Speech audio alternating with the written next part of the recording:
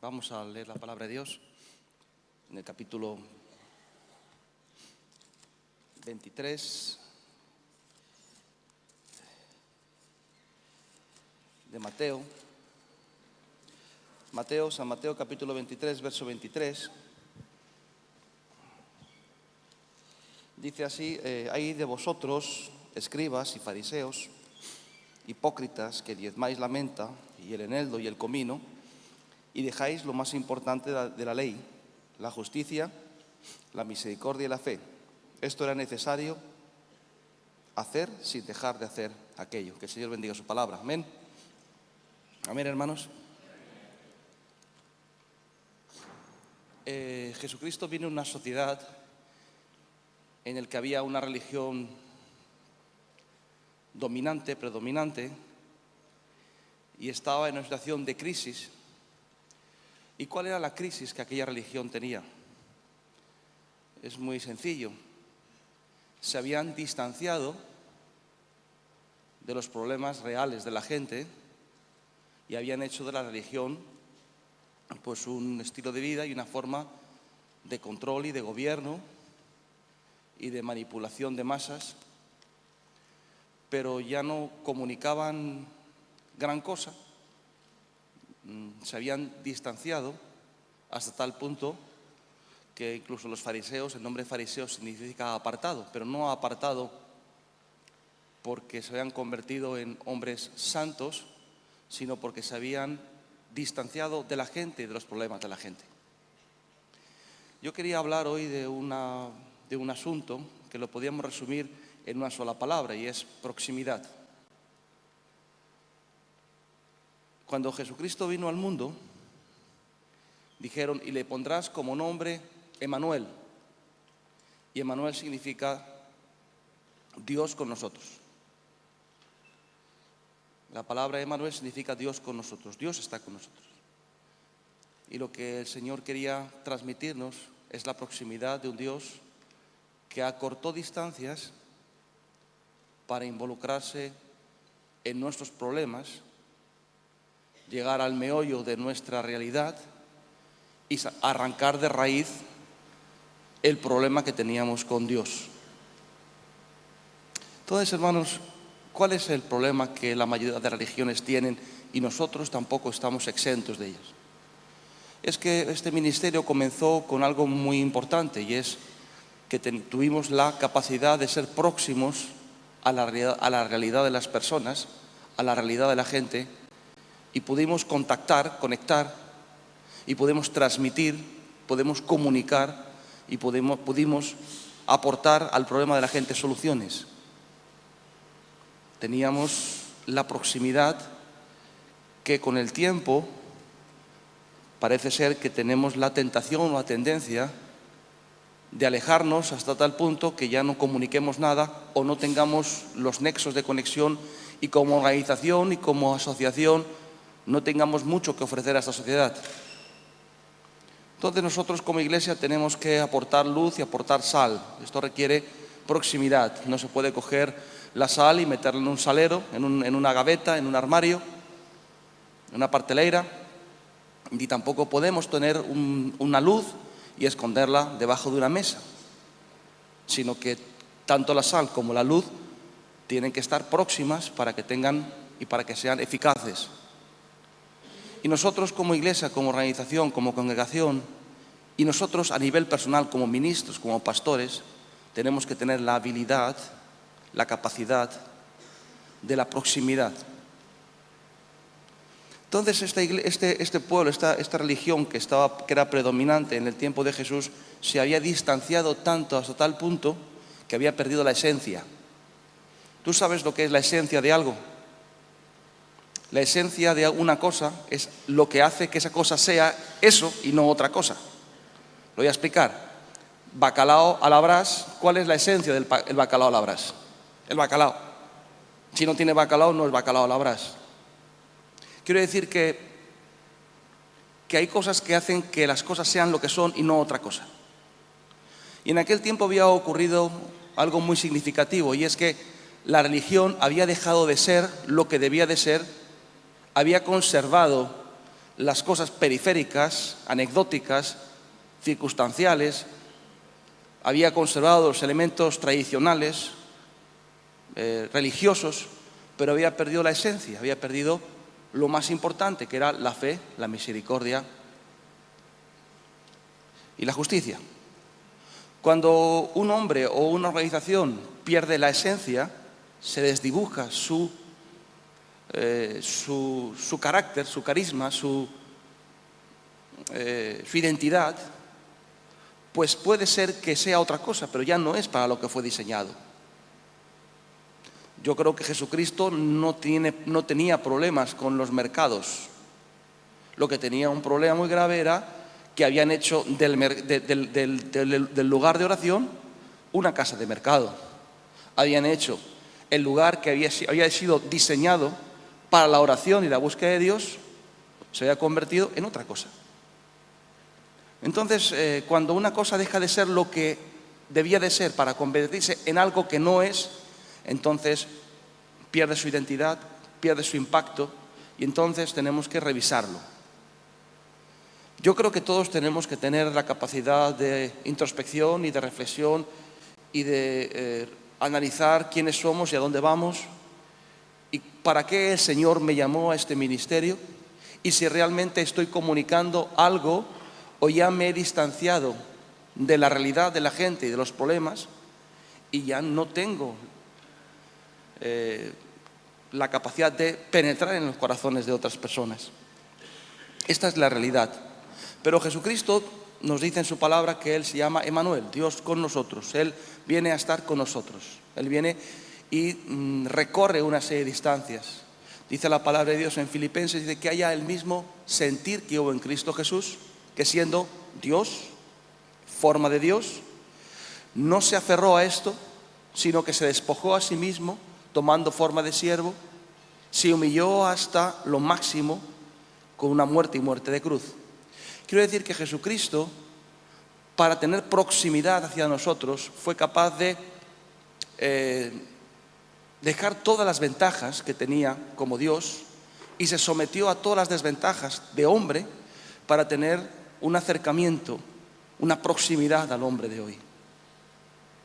Si nosotros nos convertimos en una religión que ya no estamos como sal involucrados en los problemas de la gente, si yo como pastor me he distanciado de los problemas de la gente que está bajo mi cargo, si me convierto en alguien lejano, alguien aislado, pues me convertiré en alguien totalmente ineficaz y habré perdido la esencia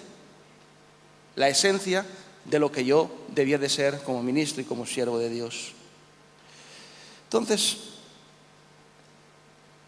nosotros no podemos perder la esencia. Creo que una de las cosas más importantes que tenemos que hacer como siervos de Dios y como cristianos y como una organización que tiene como vocación alcanzar a los necesitados y aportar soluciones es la capacidad de diagnosticar. Nehemías, todos conocemos el libro de Nehemías, fue alguien que llegó a Jerusalén y lo primero que hizo fue recorrer todos los lugares con su cabalgadura, caminó por todas las calles, reconoció la ciudad, vio el estado del pueblo, no solamente el estado de las murallas, sino el estado personal de la gente que habitaba aquel lugar, vio la depravación moral, vio la mezcla entre los gentiles y los judíos, vio que las instituciones estaban desarmadas, que no había orden, que se había descuidado la ley, se había descuidado el rito, todo se había abandonado. Y él lo primero que hizo fue hacer una reflexión para poder llegar a una conclusión, y era identificar o de alguna forma diagnosticar cuál era la realidad de aquel pueblo. Cuando nosotros como líderes somos incapaces de diagnosticar, cuando no somos capaces de identificar, cuando somos incapaces de entender y comprender cuál es la necesidad de la gente y nosotros no tenemos respuesta, nos hemos distanciado hasta el punto que puede ser que tengamos la capacidad de emocionar con poesía, o con predicaciones más o menos interesantes. Pero nosotros no hemos sido solamente llamados a contar y a predicar, predicaciones que puedan ser más o menos entretenidas. Nosotros hemos sido llamados a ser como una espada de doble filo. Una espada de doble filo, no solamente de dos gumos, como decimos aquí en portugués, dos gumos, una espada, tiene dos cosas muy importantes. Una es el material y otra es la forma. Las formas son tan importantes a veces como los materiales. Si un hierro no tiene forma de espada, no es una espada, es otra cosa.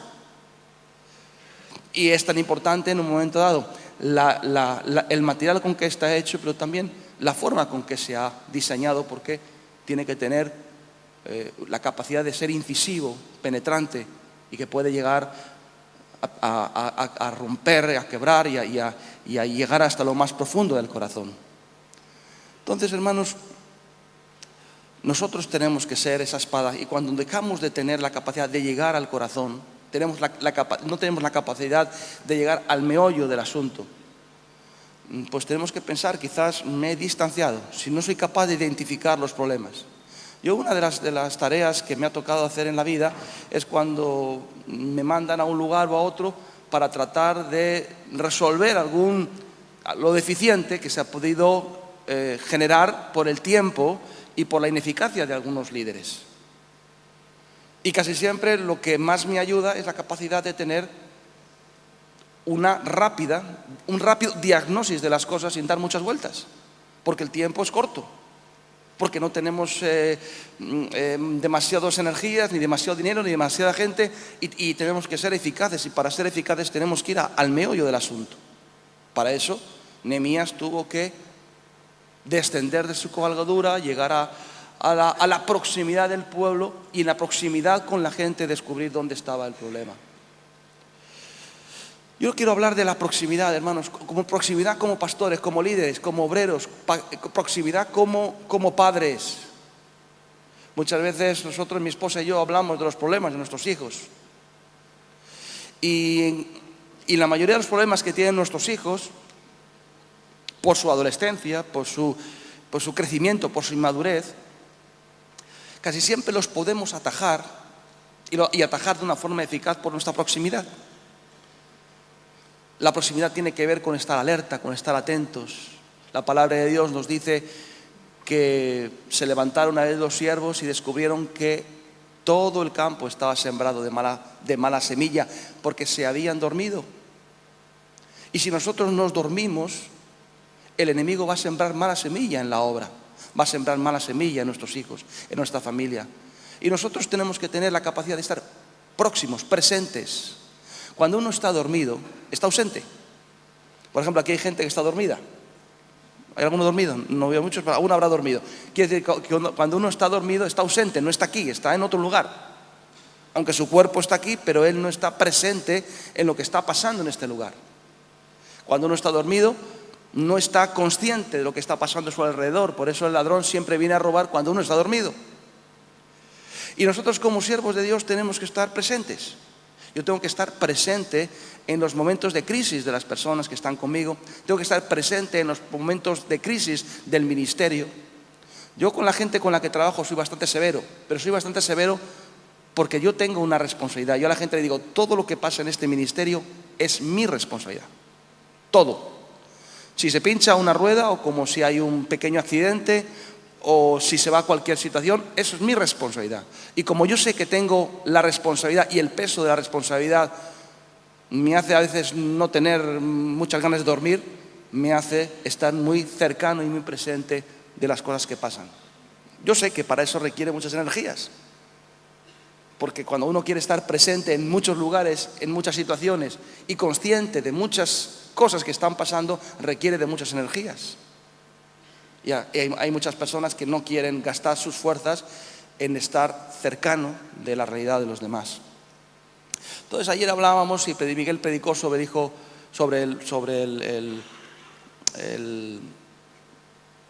que cayó en manos del buen samaritano, ¿verdad? Y hablaba del próximo, del que estaba más cerca de ti. Y todos queremos eludir esa responsabilidad de saber quién es nuestro prójimo. Porque en el fondo el hecho de saber quién es nuestro prójimo de alguna forma tiene que vincularnos a saber qué está pasando y qué es lo que podemos hacer. Dice la palabra de Dios que aquellos que pasaron cerca viéndolo pasaban de largo, pero el buen samaritano viéndolo se acercó porque tenía la proximidad en el corazón. No solamente se acercó físicamente, sino que su corazón estaba próximo a esa persona y hizo todo lo que tenía que hacer, pues llegar a su problema y resolver su problema. Yo tengo preocupación de este ministerio. Tengo preocupación porque este ministerio tuvo una época dorada, digámoslo así. Tuvimos una época dorada porque llegamos en el momento oportuno, cuando la sociedad tenía un problema y no había nadie que tenía solución. Pero nosotros la teníamos porque estuvimos ahí en el momento oportuno. Entonces la proximidad hace que seamos oportunos. La predicación es muy importante, que sea buena, pero si es oportuna es mejor. Porque yo predico mucho, pero cuando no predico de una forma oportuna, pues no tiene el mismo efecto y la misma eficacia. Un proyecto puede ser muy interesante y muy bueno, pero si llegas tarde, pues ya no tiene la misma eficacia. Ahora, nosotros llegamos en el momento que no había nadie y tuvimos la gracia de Dios de tener el impacto que luego no hemos sabido capitalizar y no estamos sabiendo capitalizar, porque han pasado tantas personas por nuestros centros que si nosotros hubiéramos estado un poquito más maduros, digámoslo así, y hubiéramos sido un poquito más capaces de capitalizar en la cantidad de personas que han venido a nuestro ministerio, se ha convertido en este ministerio, tendríamos otra estructura. Ahora, ¿cuál es mi preocupación? Mi preocupación es que los tiempos han cambiado. Los tiempos han cambiado y la capacidad de penetración que Remar tiene ya no es la misma. No es la misma simplemente porque los tiempos han cambiado. La población tiene otras necesidades, tiene otra mentalidad. Tú igual no lo crees, pero el hombre del siglo XX es muy diferente al hombre del siglo XXI, aunque ya han pasado solamente 30 años. Las mentalidades han evolucionado, han cambiado.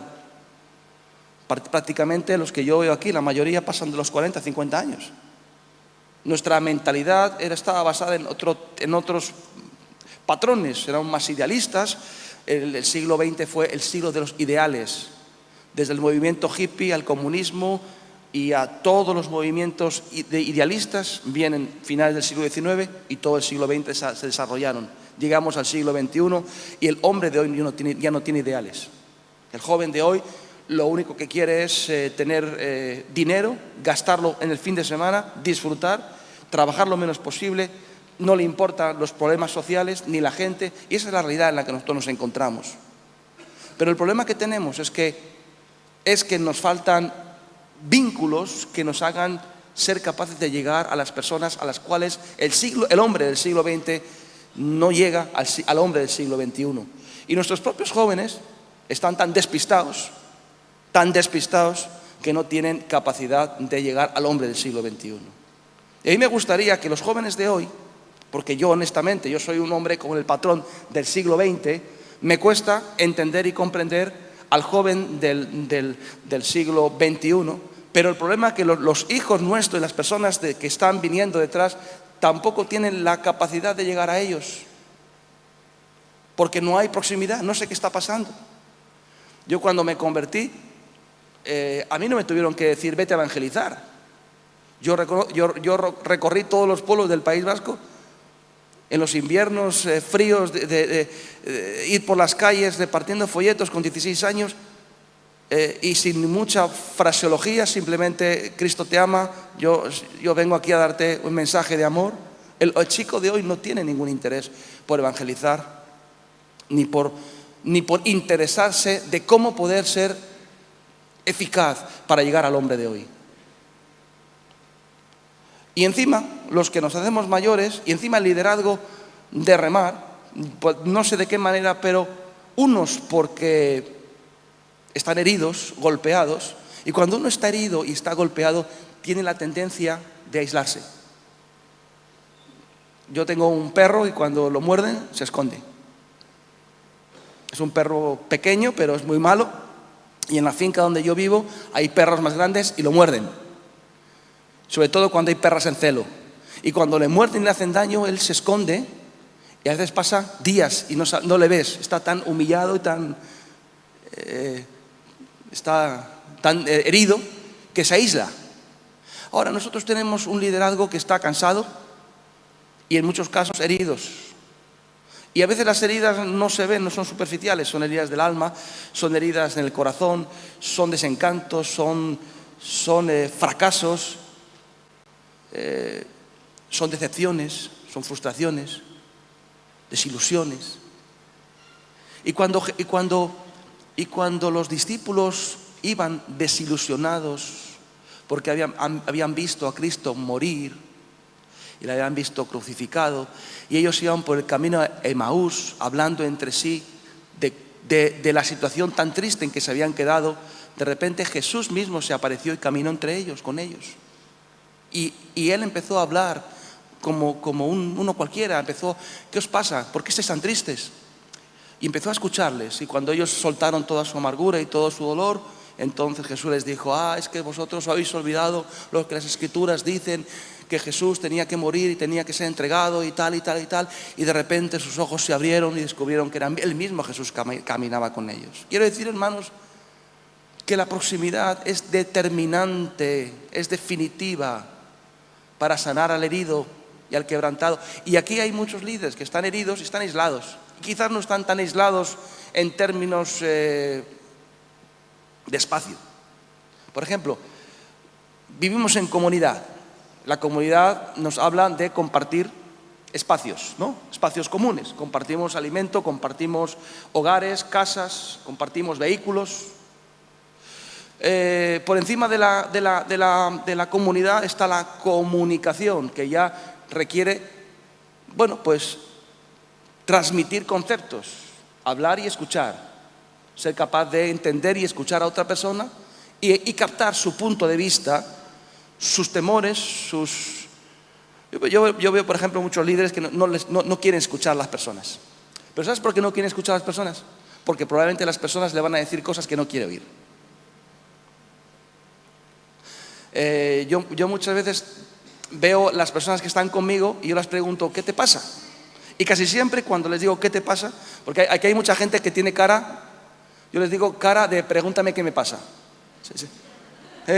Hay personas que me miran a mí y me miran con una cara como diciendo: oye, pregúntame qué me pasa. Y a veces yo sé que si le pregunto qué te pasa, me va a decir una serie de quejas y una serie a lo mejor de situaciones que está viviendo. Y no todos los pastores, no todos los líderes quieren saber lo que le pasa al otro, porque es un problema más. Pero el hecho de no estar interesado en los problemas de los demás nos lleva a aislarnos hasta el punto que se crea una distancia tan grande, tan lejana, que ya no sabemos y nuestras prédicas no impactan, no llegan. Porque al fin y al cabo, mira, hermano, tú me escuchas probablemente más porque me amas que porque predico bien. Y me vas a hacer caso más porque me respetas que porque lo hago bien. Me vas a escuchar más porque soy cercano a ti que probablemente porque haya estado leyendo muchos libros y mucha información. Entonces, quiero decir que compartimos lugares, compartimos conceptos, ideas que son buenas de escuchar, pero sobre todo, aparte de eso, después de la comunicación, después de la comunidad, está la comunión. Ahora, la comunión a la cual el Señor quiere llamarnos como siervos de Dios es un lugar de una mayor intimidad. Porque cuando uno comparte casa, está bien. Cuando uno comparte conceptos y ideas, está bien. Pero cuando uno comparte intimidades, objetivos comunes, sentimientos, objetivos en general, pues uno dice: estoy caminando contigo, vamos juntos, estamos de la mano, hombro a hombro. Esto lo hace la proximidad. O sea, yo con mi esposa no solamente comparto una casa, no solamente nos gusta hablar, a ella más que a mí, pero ella me escucha. Dice: tú sabes que dicen que que un hombre habla aproximadamente 25.000 palabras al día y una mujer 33.000. No, es un estudio científico. ¿Sabes mi problema? Que cuando yo llego a casa he gastado todas mis 25.000 palabras y mi mujer está empezando. Entonces, hermanos, la comunión y la comunicación es fundamental. Pero vamos al texto después. Perdonadme, no me gustan los chistes, pero bueno, se me ha escapado. Entonces, hermanos, necesitamos un ministerio que sea próximo, que sea oportuno, que sea cercano, que sea capaz de entender y comprender al hombre de hoy. Un ministerio y unos líderes que estén dispuestos a escuchar las quejas y las amarguras de la gente y que tengan la capacidad de recibirlas y de buscar soluciones. Yo cuando quiero mejorar mi ministerio lo que hago es preguntar a la gente, es muy sencillo. Yo pregunto a la gente y me dicen cómo muchas veces no se puede mejorar porque tenemos muchas limitaciones, pero es fácil, ¿verdad? Ahora, yo me gustaría hablar de David, porque David, él emergió en unas circunstancias en las que había ya un líder político, que era Saúl. Era el líder jurídico, político, era el líder institucional, pero había pasado algo. Ese hombre había perdido la gracia y había tenido un problema, que se había distanciado de la gente. Ya no comunicaba. Pero había un joven que todo el mundo amaba. Lo amaban porque decían, David mató a 1.000, Saúl mató a 1.000, pero David a 10.000. Y él decía, y Saúl decía, oye, este tío me está quitando el lugar. Pero si lees más adelante dice que David, la gente lo amaba porque él iba a la batalla con la gente y regresaba. Era alguien cercano, alguien que lo veían, alguien que lo podían percibir, sentir. Era alguien cercano. Entonces lo amaban. Lo amaban porque sí había un líder político, había un líder jurídico, pero sobre todo había un líder popular. Ahora, yo lo que veo muchas veces en nuestro ministerio es que faltan los líderes populares. Quiero decir, faltan los mandos medios, digámoslo así, ¿no? O sea, yo muchas veces digo, joder, es que yo tengo que viajar, tengo que predicar, tengo que ir ahí, tengo que ir allá, tengo que hacer eso, tengo que hacer muchas cosas. Y a veces yo echo de menos que no tengo líderes populares. Quiero decir, personas de medio rango que son de referencia para la gente. Y yo me siento muy lejano de ellos. Pero no me siento lejano de corazón, sino me siento lejano por limitaciones de tiempo y de capacidades intelectuales y de capacidades físicas. Y yo digo, Señor, yo le pido al Señor, dame líderes de rango medio. Yo sé lo que es un líder de rango medio, porque yo siempre he estado en la trinchera, siempre. Me gustaría ya pasar a los despachos, pero estoy en la trinchera y no es una broma. O sea, es una broma. Quiero decir que me gustaría también pasar a otro estatus. Me gustaría hacer cosas que me realizaran un poquito más. Tú sabes lo que es la pirámide de Maslow. Primero, lo que más nos preocupa es lo fisiológico, comer y beber y tener vestido. Luego, la seguridad. Luego, lo que nos interesa también es después las relaciones interpersonales. Y luego, al final, lo que buscamos es sentirnos realizados. Bueno, pues yo también, yo me gustaría realizarme como persona y hacer cosas, pero la mayoría del tiempo, mi trabajo es estar en un rango medio y ser de referencia a aquellas personas que están distanciados a veces de otras personas que están en otro ministerio más elevado. Yo le pido a Dios, digo, Señor, yo necesito personas que me sirvan de referencia cuando yo no llego. Y Jesús lo que decía, pedir obreros para la mies es mucho, los obreros son pocos.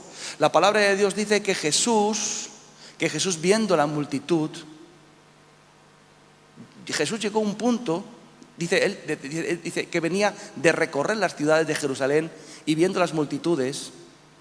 Cuando dice vino de recorrer las ciudades, yo percibo que Jesús venía como abrumado del esfuerzo físico que tenía que tener para llegar a muchos sitios con una limitación a la cual él mismo se había sometido, que era un cuerpo de hombre, en un tiempo y en un espacio.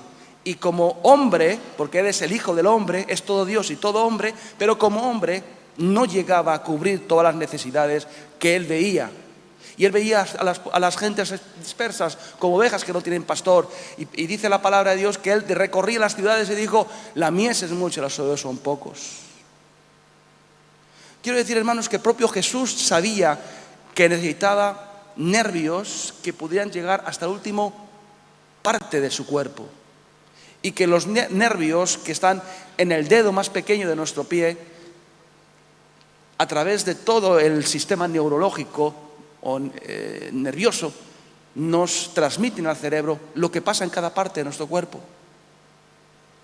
Entonces, la proximidad no solamente es que yo quiero estar en todas las salsas, en todos los lugares. La proximidad es que yo quiero estar en todos los problemas como líder. Y si no tengo capacidad física e intelectual o no tengo el tiempo, yo que le pido a Dios que me dé hombres y mujeres, personas de todas las sensibilidades, de todos los sexos, de todas las edades, pero que no haya ningún área que se quede descubierto.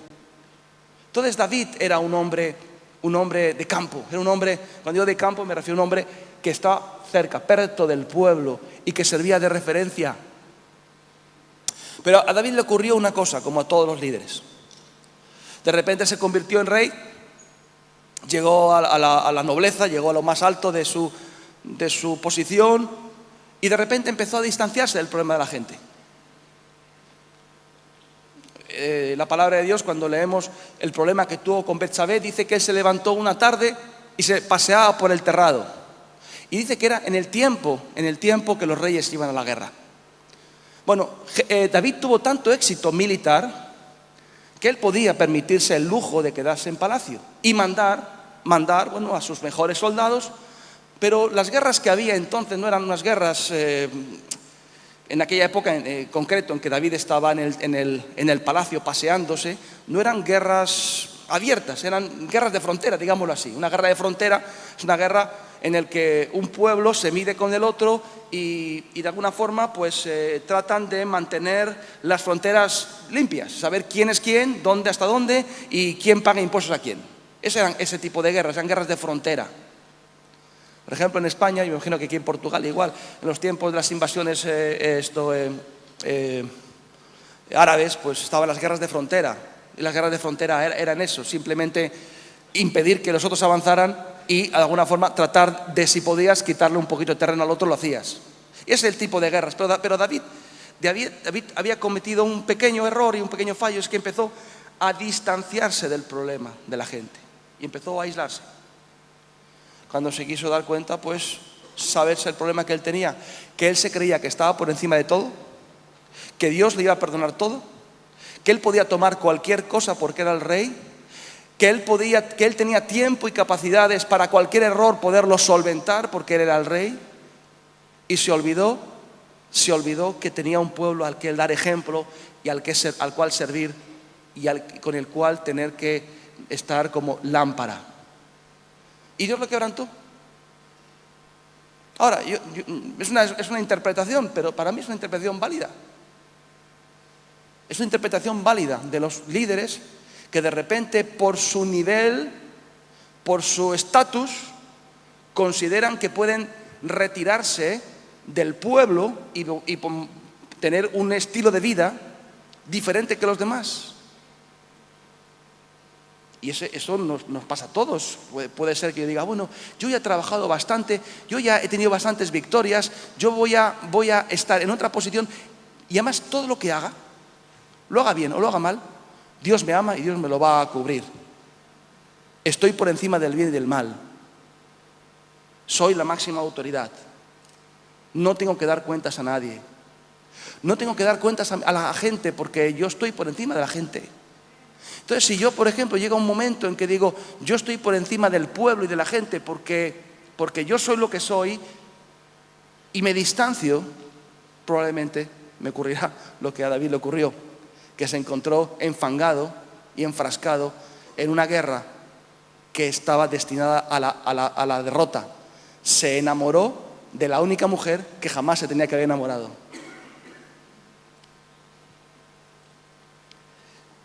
Entonces, hermanos, ese es el mensaje que quería compartir contigo.